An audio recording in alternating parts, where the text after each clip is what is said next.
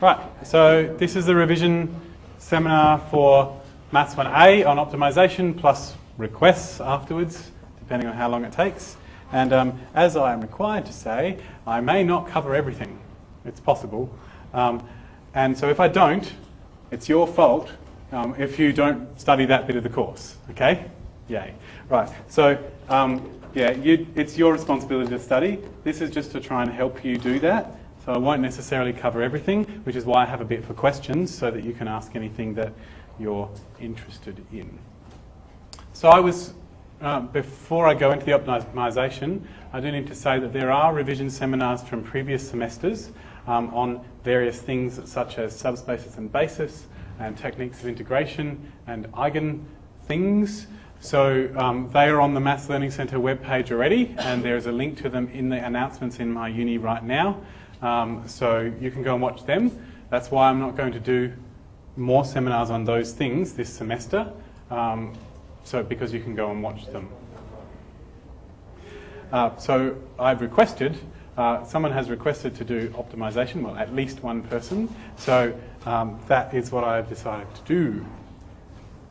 So when I say optimisation, I mean the optimisation in your algebra course with all the slack variables and stuff. So I'm just going to talk that through. Right. So I'm going to talk it out, and I'll write some stuff down in a minute. Anything I write, I will PDF and put on my website as well. And I might possibly even make it look neater by the time it gets onto the website, but I'm not sure about that.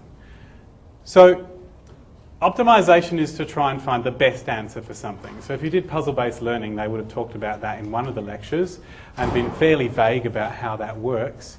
And this is a particularly specific version of a problem where you want to do an optimisation. And it's the specific version of an optimisation problem for which matrices and row operations are helpful, which is why it's in this course. Because they've taught you all this stuff about row operations, and then they think, gosh, maybe we ought to do something that makes it useful so everyone thinks that there's a reason for doing it. And of course, mathematicians don't need that. They should have just said, we like it because it's fun, and they could have taught it anyway. So they give you this, and most of you don't care about this either, so the whole point of giving you an application in order to make you want to study it really was a fail. But all the same, you still have to do it. And the point is that it will only work in situations where it's all able to be done with matrices. So that means it's only going to work in situations where all the equations involved are linear equations. It's not going to work if you have to square stuff. It's not going to work if you have to square root things. None of that's going to work. Okay? All of those situations is what multivariable calculus is for, which is in Maths 1B. But for this situation, we're going to be looking at things where linear equations are the order of the day. Okay. And even worse, this is only going to work in situations where the possible values of the x's that you're going to choose are allowed to be in a convex set. If it's not a convex set, this process isn't going to work either. So it's a very specific situation. But it's surprising how many excellent assignment and exam questions you can come up with that fit those constraints. So there's a lot of stuff that you can do.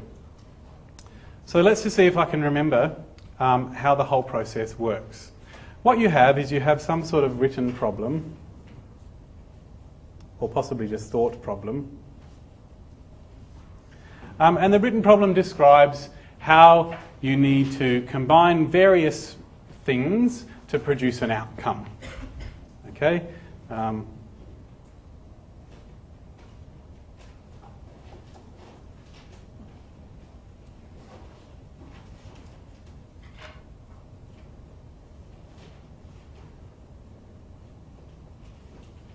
Okay? And there are constraints on how many of the various things, or how much of the various things you are allowed to or must use. Or there are constraints on how much of the outcome you must produce. Okay? So including constraints of some sort. And you need to combine those together. And there's not just constraints, there's some sort of cost or profit or something else. Okay? including some sort of cost or profit or other outcome. That's the outcome here. And you want to maximize or minimize this subject to those constraints. That's the idea of this. And I have to be so vague because there are many things that this relates to. Okay, that's the situation you're in.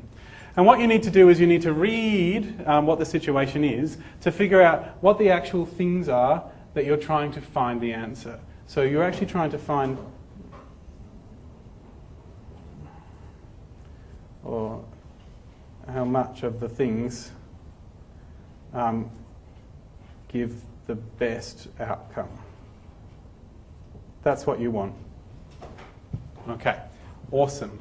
Now this will only work, I mean this describes a whole lot of problems. All problems have constraints and they have some sort of outcome that you're trying to get the best of. This will only work if the constraints look like linear inequalities and if the outcome, the cost, profit or other outcome, looks like a linear equation. This process only works for those. Okay? So our constraints must be linear, meaning that there's no x's times by each other and they're not squared, they're just number times x plus number times x. And the outcome has to be linear too. And if you've got that situation, then yes, we can use this method. Awesome. So really that's as much general as I can do without doing an example, so I'm going to do an example. I'll do at least 2 examples.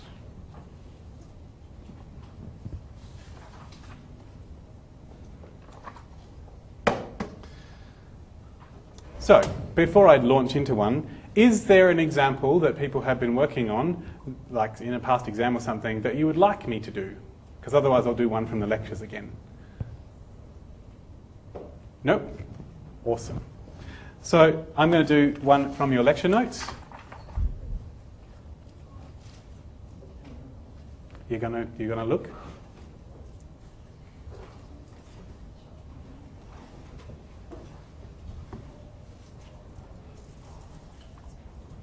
Gotta love these little motivational statements in your lecture notes. If you follow these steps, you should be well on the way of formulating an optimization problem mathematically. And remember, the more practice you do, the better you'll get at it. I don't know if any of you actually read that before. I haven't. I thought it was quite cute. We've got one. So where's this one from? Awesome. And there's 2 in there. Great. So my example is from the 2010 semester 2 exam. Obviously in algebra. And it's question 4.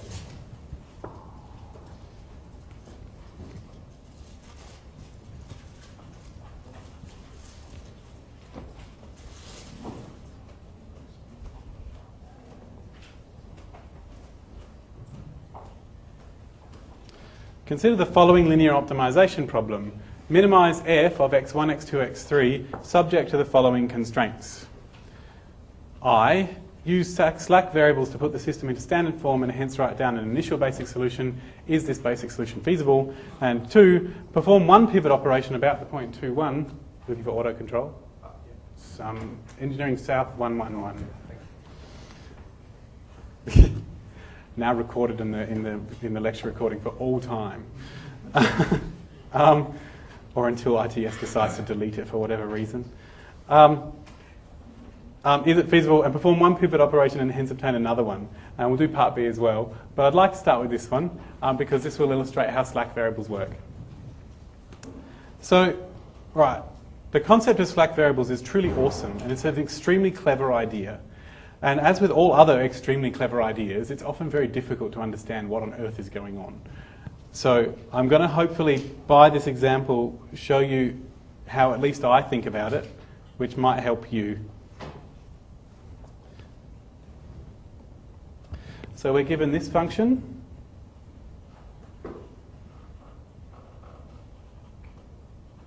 Okay, and as I said, it's only going to work if your function is linear, and this is a linear function. It's just three variables multiplied by numbers and added together. Okay, and we have these constraints.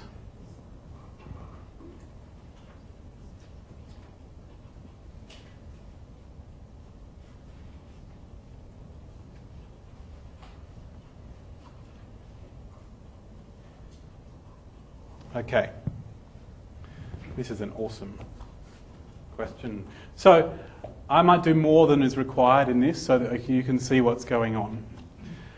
Slack variables, the way that this thing works is that these things here define a region in three-dimensional space.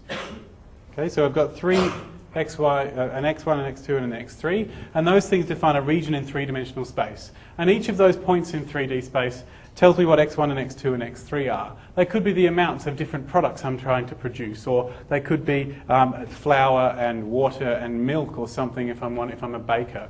They could be any number of different things representing some sort of situation. That's why I'm allowed to have as many of them as I want, because the dimension is just a way of measuring something.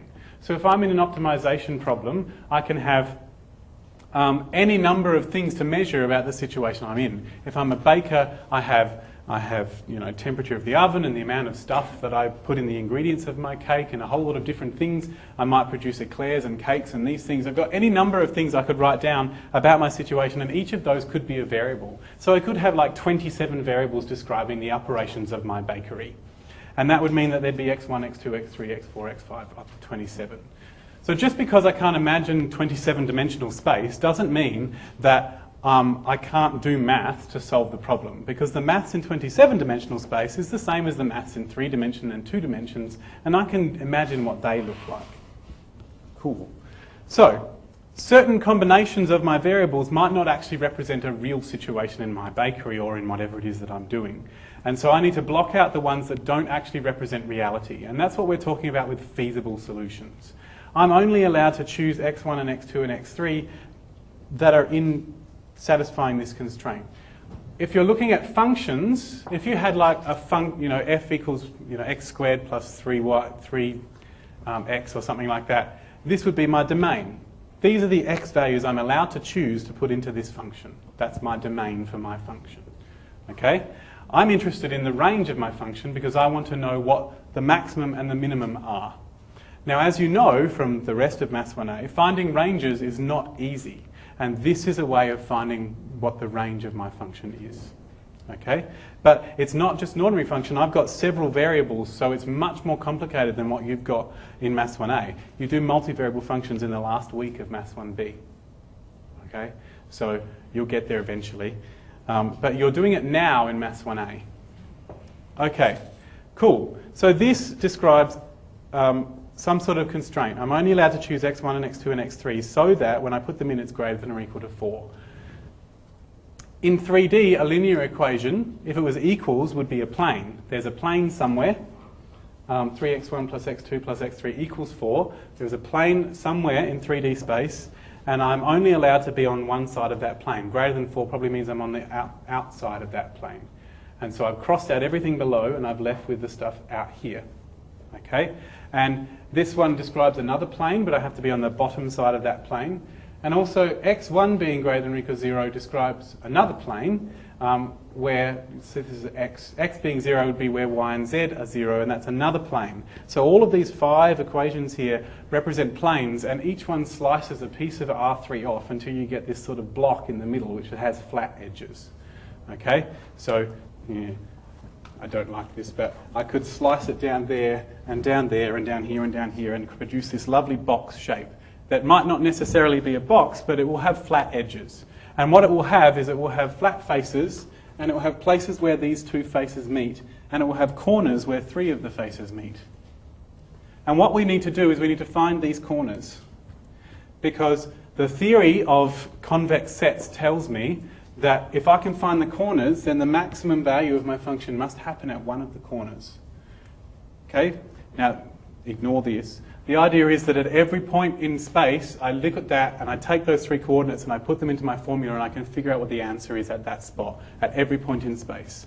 And so I want to find out which points give me the maximum, and they must be at the corners of that set. So I need a way of figuring out where the corners are. And the way is this.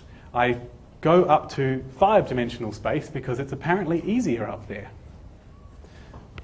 All right, so what I do is I take this, the process, firstly I need to make them all less than or equal to.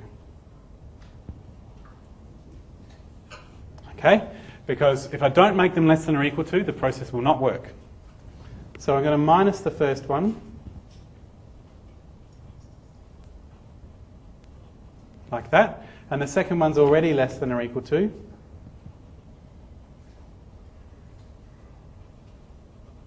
Okay, done well. And in every exam, they will always have one that you need to switch the sign because, you know, they need to know that that's something that you need to do.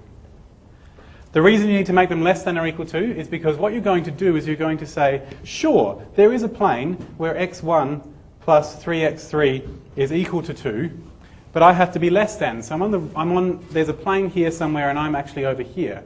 I want to figure out how far away from the plane I am. Not in exact distance, but just in terms of some other thing. This is going to be less than 2. If I knew how much less than 2, that would be really useful. So that's what a slack variable is designed to do. It's designed to pick up the slack between this and 2. That's why it's called a slack variable. Okay, to take the slack. So if you're not familiar with that phrase, if someone is slack, then they're not doing all the work that they have to do, and someone else has to do that work. So you're picking up the slack. Or if you like, you've got a hanging rope, which is currently slack, and you have to pull it tight. So that's the idea of picking up the slack. So your slack variable picks up the slack. And so this one, that is less than minus 4, so I need to figure out how much less than minus 4 it is.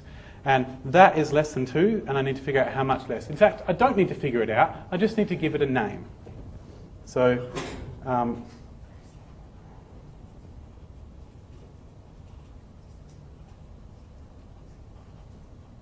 now, your lecturer is probably going to call these x3, x4, and x5, but that confuses me, so I'm going to call them slack variable number 1 and slack variable number 2,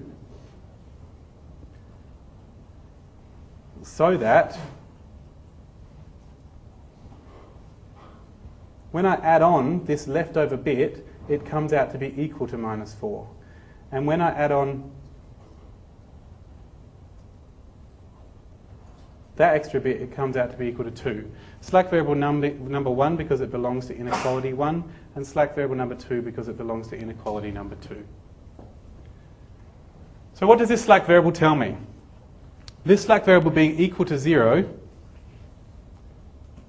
that one being 0 would tell me that I'm on this edge. That plane describes one of these edges of my box, and being 0 means I'm on that edge. Okay? That slack variable being positive tells me that there's a little bit between here and minus 4. So I actually am less than minus 4, strictly less than minus 4, and so therefore I'm on the correct side of my plane. So here I am here, this is my plane. I want to be on this side because that's part of my set. That's where it's less than minus 4. This is where it's more than minus 4. The slack variable being positive means I'm over here, inside my set. And the slack variable being negative means I'm over here, outside my set. And the same goes for this other plane here. That might be this plane just here. Slack variable being positive means I'm inside the set. Slack variable being negative means I'm outside the set. Or at least in terms of that plane. So this plane goes on forever. Slack variable being positive, I'm on the correct side of that plane, but I'm still outside the set because the other slack variable is negative. So what you need to do to find a point that's actually inside your feasible region is to make sure all the slack variables are positive. Because each slack variable being positive means you're on the correct side of that plane. All right.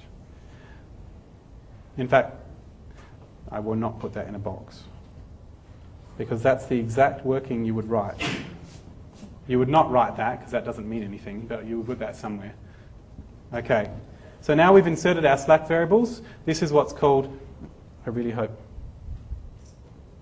this is what's called putting it in standard form. So now we can do this, and we can write it as a matrix.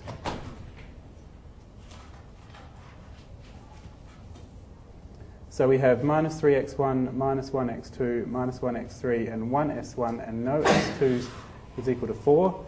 -1x1, 0x2, 3x3, and 1 no s1 and 1 s2 is equal to negative. It wasn't is equal to 2. All right, that's my matrix. So now I have 5 variables and 2 equations. Obviously, I can't figure out what they all are, but I know there's more than one answer. Okay, I know that there is a whole region which satisfies these inequalities. So I just need to find the corners of this region. Okay. Awesome. So the corners will be where 3 of the planes meet. Right, like this corner here, right? That one and that one and that one meet here. And those planes are allowed to be the ones where x1 is equal to 0 as well. So x1 being negative would be bad, and that's outside my set as well. So x1 being positive is inside, and x1 being 0 is on one of the edges. So what I need to do is pick 3 of these variables to be 0, and that guarantees I must be at a corner because I'll be on 3 of the edges at once. So like that, for example. I could pretend that all 3 of them are 0 and solve this equation, because now it's 2 variables and 2 equations. I can actually solve it and figure out what x1 and s2 are, and the other ones I've chosen to be 0. Okay? That's what you would do, except that takes too long because we've got a lot of work to do. We want to keep doing row operations on all of these at once so that by the time we've done all the row operations we want, everything's already there. So instead of thinking of 3 of them to be 0, I'm going to think of 2 of them to be not 0. Okay? So I'm going to think of saying, attempting to produce in every possible pair of columns a little identity matrix. So you don't even need to think about making 3 of them 0. You're saying, well, the biggest identity matrix I can possibly fit into this is a 2 by 2. And there's one of them already here. That's what they mean by the initial basic solution. Because the identity matrix is already there in your equation, in your matrix. And so, since there's already an identity matrix here, if I make all 3 of them 0, I get S1 is -4 and S2 is 2. That's my initial basic solution.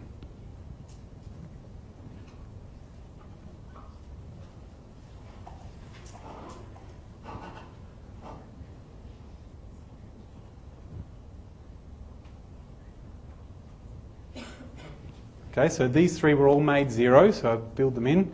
And S1 and S2, S1 is -4 and S2 is 2. So these 3 belong to my original problem. That's the x1, x2, x3. And these 2 are my slack variables, and I added them to help me know what was going on. Okay, so technically the actual solution is just this. But that's why we call them basic solutions, so that we include the slack variables too. Okay, if we want the real solution, it's just 0, 0, 0. Because I made up S1 and S2, they weren't part of the original problem. So I don't really care about those. But I do care about them in the sense that S1 is negative, I'm on the wrong side of that plane. So this point isn't part of my feasible set. And then just looking to see if any of them are negative tells you it's not feasible.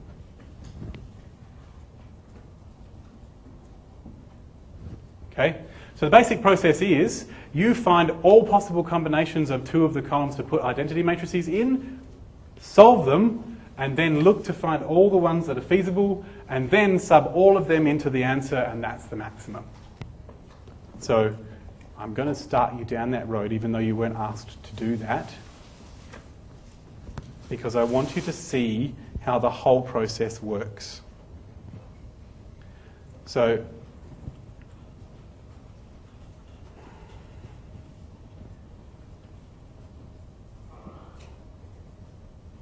we must choose 2 columns to put an identity matrix in, or in which to put an identity matrix. And there are 5 columns to choose from, and 2 columns to choose. So the number of ways.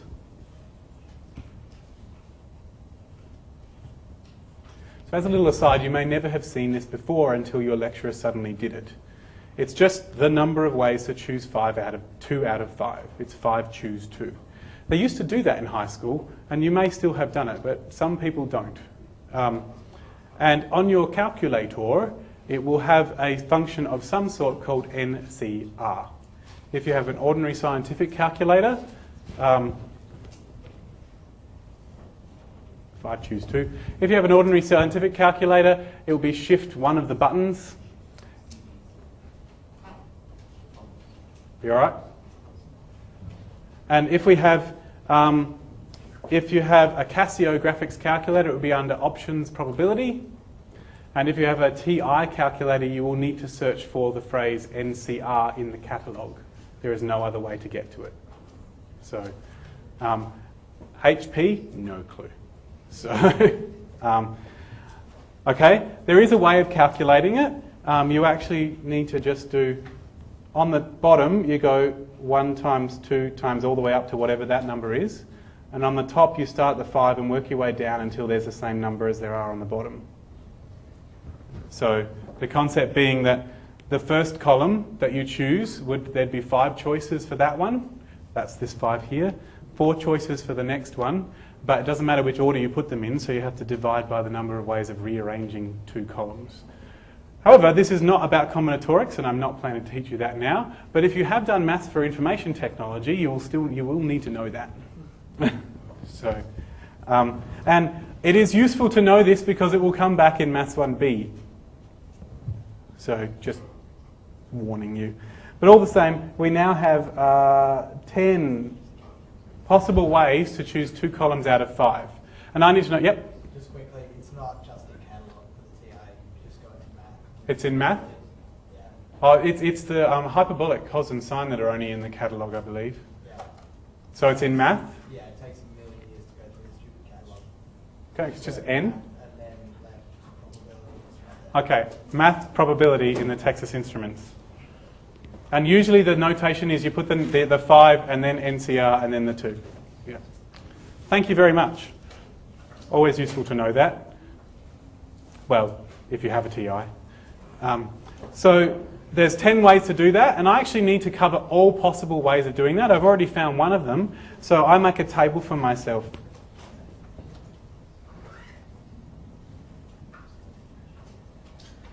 Now this is not actually required for this exam question, but I want to show you what's going on.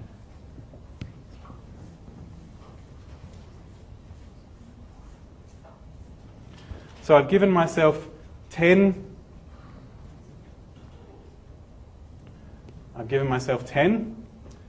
spaces to fill in, and I just need to be completely systematic about the way I do it. So x1 and x2, x1 and x3, x1 and s1, x1 and s2, x1 and x2, x1 and x3, whoop, already did that.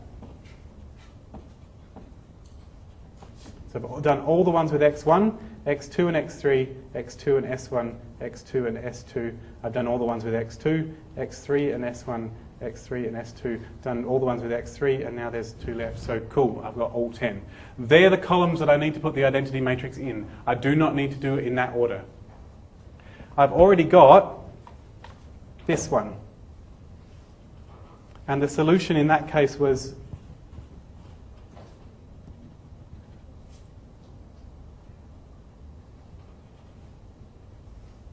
minus 4, 2. And then I would run through all the possibilities. Yay.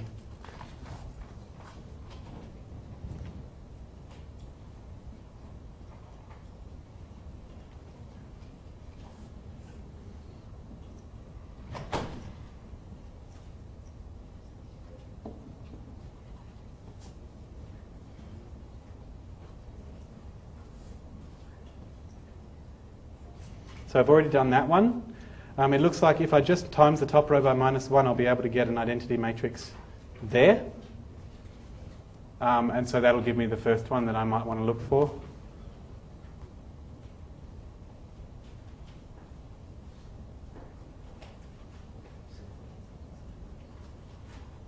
And so now I have an identity matrix there. So x2 is 4 and s2 is 2. x2 is 4, that's that one. And the other ones are 0. That is a feasible solution because everything's positive. And in fact, you'll see it says perform one pivot operation about the position 2, 1. Awesome. Look, that's exactly what I did. No, I did not. 2, 1 would be that one, wouldn't it? Damn. They specifically asked me to make this a 1 and that a 0. Okay? But I wouldn't run down that road. I would continue to do whatever I could. I can already see actually that that one is not possible. I can't make an identity matrix out of those 2 columns because I've got a row of zeros. So we've already been able to x2 and s1. That's this one here. Not possible. And you can run through all of those possibilities. It should be possible to get from each one to the next one with a single pivot by doing making a 1 and making the other bit 0. And you can always go back to any previous one. You don't have to go from the one you're up to. That's perfectly reasonable as well. So I could have, that was from here, I could have come from here and done my pivot, making that bottom row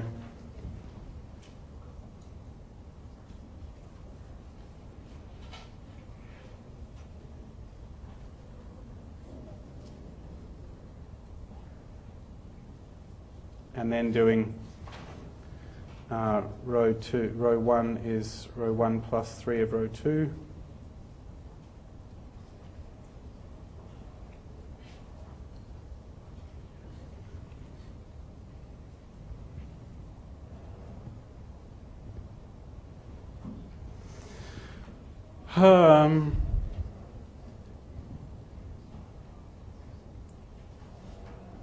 No, adding 6 minus 10. Okay, cool.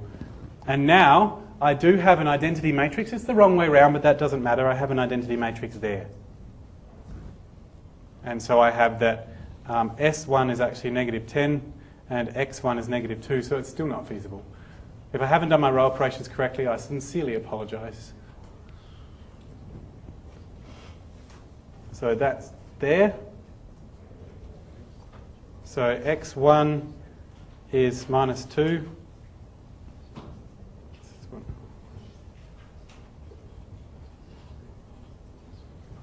All right.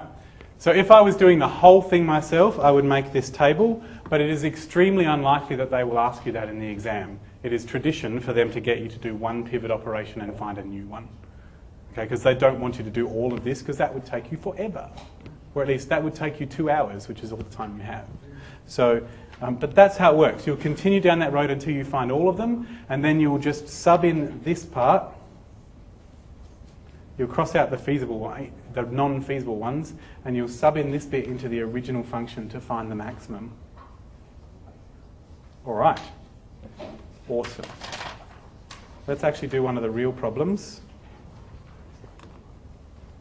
Any got any questions about that before I move on? I'll do another example. Maybe wait till then.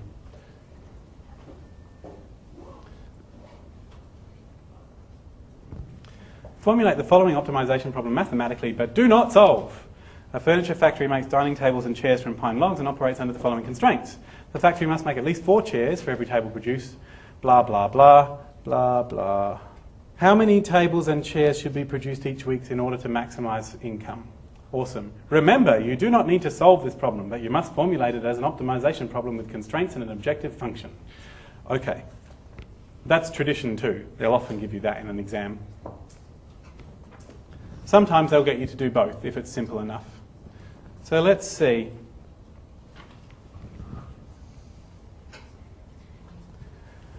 All right. This problem. Sorry? What? Oh, have I pressed the thing? Yay. See how sick I can make you by going in and out. Okay, so it says, all right, this is going to be a bit interesting. This bit here says, how many tables and chairs should be produced each week in order to maximize the factory's income? That's telling me the unknowns that I need to find the answer to. They must be my x's. Okay? I personally do not like using x's and y's if they refer to tables and chairs. So I'm going to do it as T and C. T equals the number of tables in a week and C equals the number of chairs.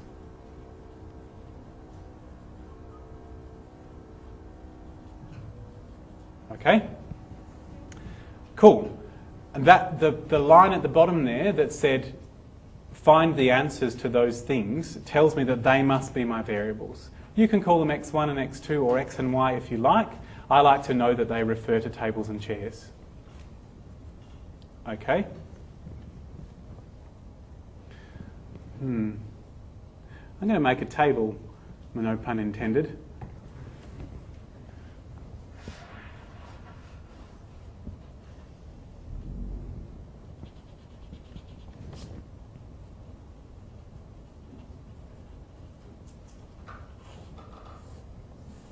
So the number that we actually make is T and C. That's the information we've currently put in. The factory must make at least 4 chairs for every table produced. Okay. So for every table, that's not going to fit in my table here. So if you've got a table, you need 4 times that many, and that must be greater than or equal to the number of chairs. Yeah? No. Less than or equal to the number of chairs. So, just a second. Must make at least 4 chairs. So, the number of chairs is at least 4 times the number of tables. That's what that says. Number of chairs is at least 4 times. Okay, cool. Sorry? I don't think it is 4C, because we need 4 chairs for every table. So if you say, that means 4 chairs, 4 times the number of tables. Because if you've got one table, you need 4 chairs. Right, awesome. See, you need to be of clear mind. So I recommend eating a banana near to your exam. So you've got enough potassium, possibly something salty as well. So you've got enough potassium and sodium to make the nerves in your brain work properly. Get a good night's sleep as well. None of this will work properly under stress, which really defeats the purpose of an exam. But you want to have the clearest mind you can. Okay, so the factory gets 15 pine logs delivered each week. Half a log is needed to make a table. So number of logs needed. Number of logs needed to make the table is a half a log, and a quarter of a log to make a chair. That's how many logs needed per object. Okay? So the number of logs needed total would be a half a log times the number of tables and a quarter of a log times the number of chairs, and this has to be less than or equal to the number of logs we had. So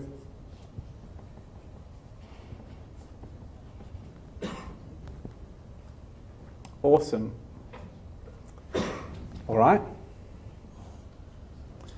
Each table takes 3 hours to make and each chair takes 1 hour to make. So we've got number of hours to make each. So each table takes 3 hours, each chair takes 1 hour. So the total hours, 3 for every table, 1 for every chair. And we've got 66 hours to work in, so we've got 3 tables plus. Assuming that everybody's working on one object at a time, technically. So if we had enough workers, we might be able to cut it down to 66 if we had enough people, 33, but there we go. Okay, so we're doing well. We've got 3 constraints there. I reckon I can stand up now because we're almost done. So a set consisting of 1 table and 4 chairs sells for $520, and additional chairs can be bought for $80 each. Okay, so you get a number of tables. You get a table and you add 4 chairs to it, and that's... Okay, so just a second. So normally I'd put the profit here as well. I'd actually say the amount of return per table and the amount of return per chair, but it's not as simple as that for this situation. So I'm just going to have to think this through. So not profit, but actually income, right? So, well, tables have to be sold in a set, right? So it's going to be $520 times the number of tables, because tables have to be sold one at a time, and the chairs go with that. And so every time you get, so the number of leftover chairs would be this, because you had chairs and you put 4 of them chairs in for every table. That's the income. Awesome. So we'll just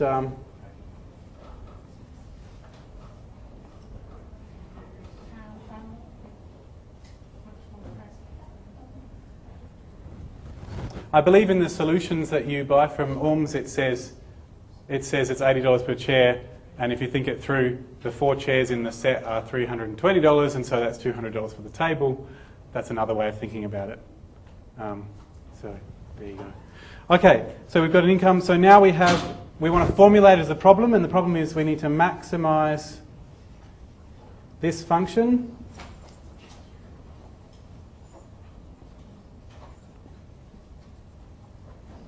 Subject to the constraint, which was 4t is less than or equal to c, a half of t plus a quarter of c is less than or equal to 15, and 3t plus c is less than or equal to 66. And technically also t and c are greater than or equal to 0, being numbers of objects. Yay. So there you go. And that's the end of the problem as they asked it for us in the exam. They told us to maximize it with an objective function and constraints. If you really want to be clear about it, you can say maximize the objective function, but this is clear enough.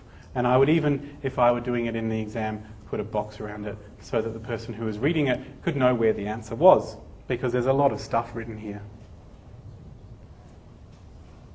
There you go. It all looks easier when someone else is doing it, but I find that you need a way of organising the information so that you can see the constraints. And writing it as a table like this, organised in this direction, you can see the quarter of t and the half of t and the quarter of c already looks like an equation, so it's an easier way of coming up with those, at least for me, because I think visually. If you actually wanted to solve this, which is what I want to show you, because we haven't got an example of solving things graphically, I might show you how to solve this graphically. So,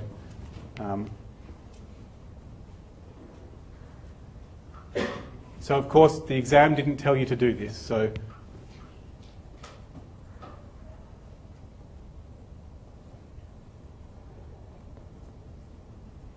don't do it in the exam unless you're asked to. Well, do it in the exam unless you're asked not to. The other way around. If you're not asked, if they don't tell you not to, you have to solve it. To solve this one, because there's only 2 variables, I can actually draw pictures of it, because I can have an x-axis for c and a y-axis for t, and actually draw this set. And by doing this example, I will hope to show you things about how I draw convex sets. So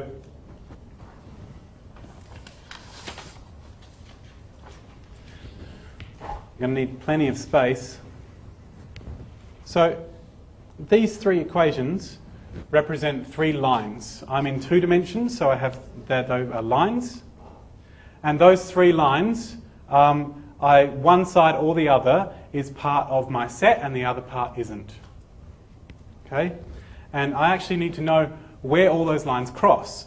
It actually would be easier to do this with slack variables because I've got 3 equations here. But I'm just want to show you how to draw the picture. So let me make c, x and t, y. So we have c is greater than or equal to 4t. I'm going to label these so I can draw them in my diagram. So if c was equal to 4t, maybe I should make cy.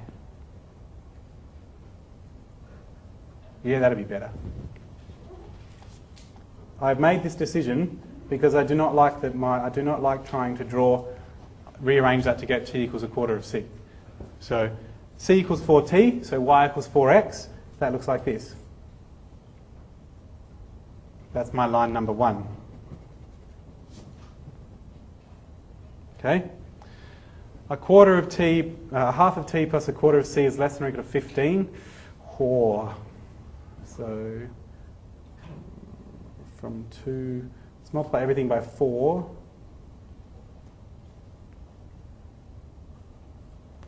So I've made it equal because equal is the line itself. So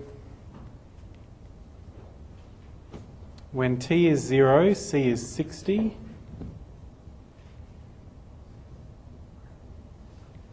And when c is 0, t is 30. That's how I draw straight lines. I find the x-intercept and the y-intercept. Unless it goes through the origin, in which case you just do the slope. So when t is 0, c is 60. When c is 0, t is 30. So that's this line. Oops. That's line number 2.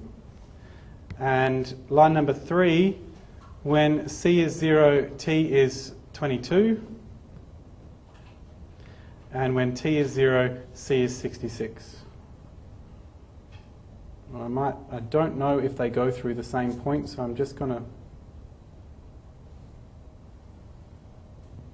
pretend that they don't. And so there's my lines, and now I need to know where my convex set is. So let's think about it. 4t is less than or equal to c. It's one line or the other. If I've got something over here, like at 22, 0, 22 for t and 0 for c, that's wrong, because I'm going to get 4 times 22 is less than 0. That's wrong. So this is the wrong side of that line. So I'm going to cross that bit out. So for this one here, if I put in the origin, half of 0 plus a quarter of 0 is less than 15. That's the correct side. So I'll cross out this bit. And I'll cross out this bit, but I've already crossed that bit out. And so I end up with, and I can't have negative, so my final answer is this.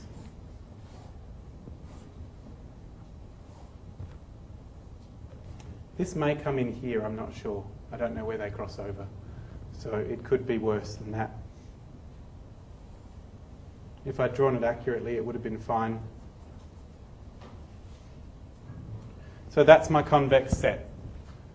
I find it easier to cross out the bit I don't want and draw a new diagram. Even better, probably draw this diagram on your scrap paper and draw this pretty diagram on the...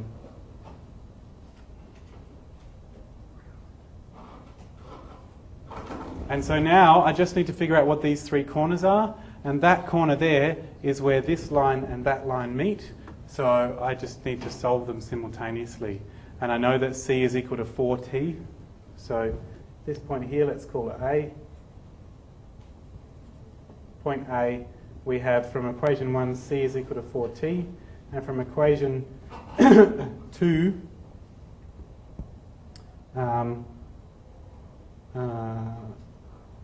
2c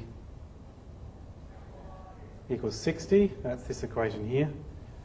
And so I can sub that in there. So I've got 2t plus 4t equals 60.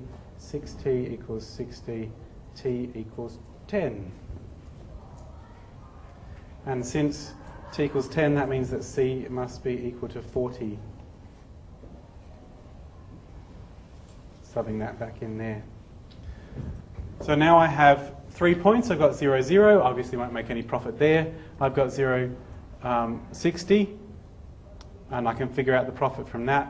And I've got 10, 40. And I can figure out the profit from that. So we can say c equals 10. No, t equals 10. C equals 40. The income is...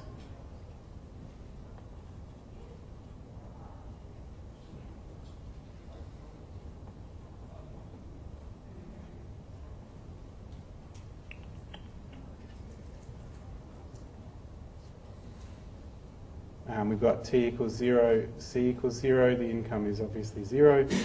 And I've got t equals 0, c equals 60. The income is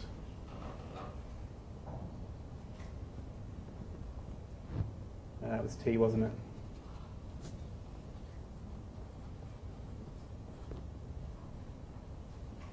So the maximum happens here when t is 10 and c is 40.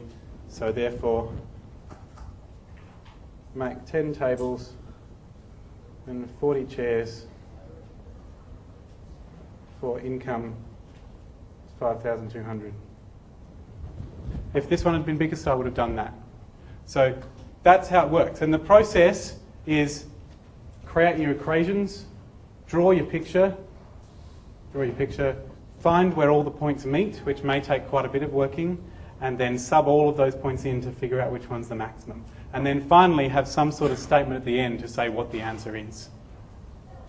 So as long as you can know that you've got a list of things to do, your list of things to do is make your equations, draw your picture, find the intersection points, sub them in, make a final statement, then at least you have a list of things to do and you won't miss anything. You can see, I can see at least, the power of the slack variables here is that if this line here had come through down there, I would have had to find even more places of intersection and it would have been even more work. And what the slack variables do is find all those points of intersection for you. Cool. Any questions about any of this or anything else? Yep.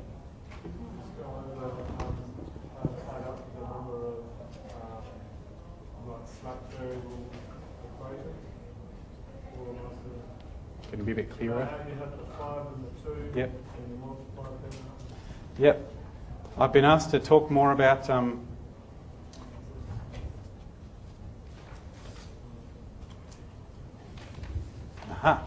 I've been asked to just talk more about how to choose how many the maximum number of basic solutions, that thing. Yeah. So when,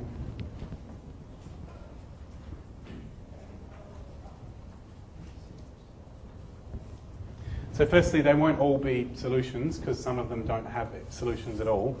But that's why they refer to maximum. The maximum number of basic solutions is found from that process. So you've got your inequalities. Yep. And then you add the slack variables.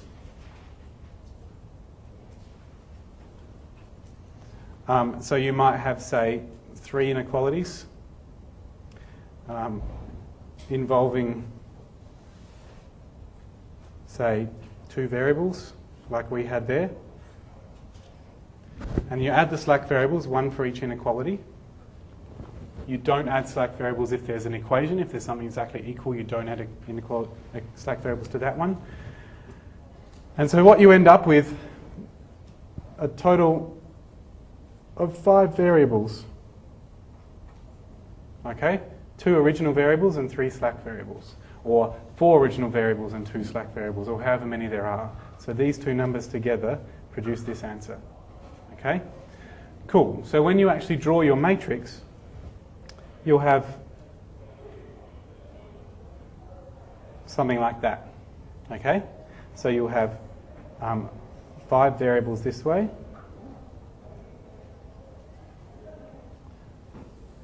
You'll have answers here. And you'll have 3 inequalities this way.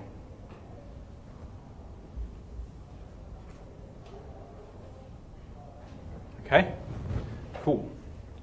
Now, this way will always be longer than that. It's guaranteed, because you added 3 extra variables here, and there were already 3 equations, so it's always longer. It's longer by how many variables you had to begin with. Okay? So what you need to think about is, what's the biggest identity matrix we can fit, which will be here.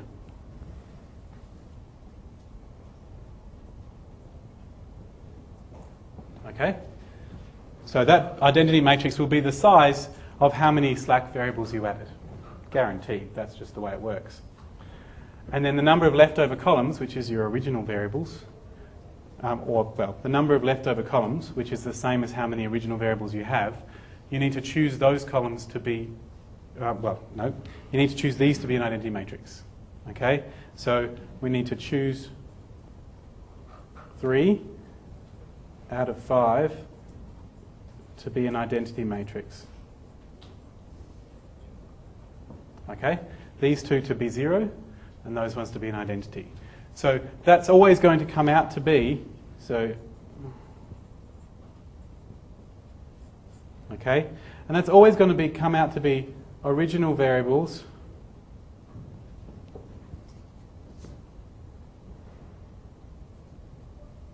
the number of original variables plus the number of slack variables, choose the number of slack variables. Always comes out that way. But I never remember that. I just draw my matrix and look at it and say, well, I need to make an identity. This is how many columns that identity needs, and I've got this many columns to choose from. So you're going to have to, if you're going to solve it, you're going to need to draw this matrix anyway. So I find it easier to go from there rather than remember a separate piece of information. Okay, so that's how to find it and just how choose works.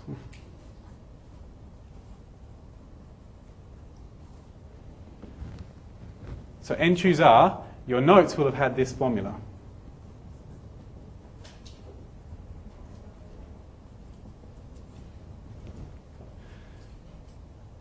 Okay, which is not the formula I wrote down. But this formula means it's possible to write it in a neat little mathematical form. This n factorial means 1 times 2 times 3 times 4 times 5 times all the way up to n. And this r factorial means 1 times 2 times 3 times all the way up to r. And this means 1 times 2 times 3 all the way up to whatever n minus r is. Okay? Except in the very special case of 0 factorial, where mathematicians, to make it all work properly, define that to be equal to 1. So, okay, so that's the formula for it. So note.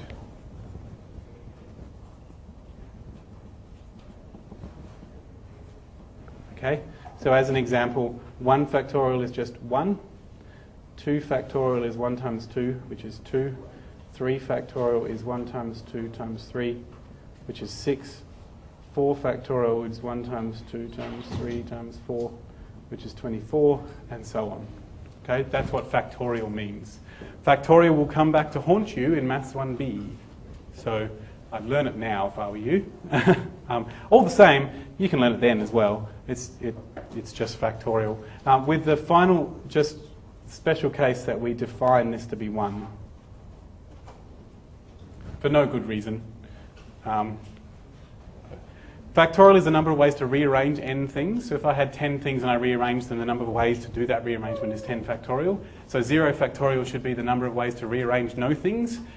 We didn't have anything to rearrange, so there's one way to not rearrange them. So, yeah, I like that one, don't you? It's like the empty set is convex, because it doesn't have any points that break the rule of convexity. So, yeah. So that's what factorial means. Choose. So 5 choose 3 would be technically 5 factorial on 2 factorial times 3 factorial. That's the formula. Okay? So you do the 3 factorial and you do the other bit as well. So this is actually the same as 5 choose 2. And this is literally the number of ways to choose 3 things out of 5. If you have 5 objects and you choose 3 of them, it's the number of ways to do that. That's why it's called choose. And we have 5 factorial is that, 2 factorial is this, 3 factorial is this, and you'll notice that that cancels with that. And so this is the formula I showed you. I showed you this formula. If I had like 15 choose, say, 5, I'll go 1 times 2 times 3 times 4 times 5. That's 5 factorial. And then on top I'll start writing 15 factorial starting at the top. And I'll stop when I get to the same number of numbers. So there's 5 numbers multiplied on the top, there's 5 numbers multiplied on the bottom, that's 15 choose 5. Because I could go all the way down to here and divide by 11 factorial. 10 factorial, but it will come out to the same answer. So that's my way of calculating it. So then you can start doing cancelling, and it's whatever 7 times 13 times 3 times 11 is. So of course you would never do something with 10 variables to begin with and 5 slack variables by hand, because there's too many options. Whereas a computer can be taught to go through that systematically. So yeah. Is that all right? Cool. Yeah. Okay, just a few notes about it. It's worth noting that anything choose 0 is 1. There's only one way to not choose anything out of n. Anything choose sort of a particular number will be the same as choosing the other number. So, for example, 15 choose 5 is the same as 15 choose 10. And so you'll pick whichever one gives you the smaller number of numbers to calculate with. So if I wanted to do 15 choose 10, I could go, well, choosing 10 out of 15 is the same as choosing 5 out of 15 to leave behind. That's what this is about here. And so I'll do this one because it's easier to calculate. Yeah. Cool. Anything else? Yep. All right. If you just give me a moment, I will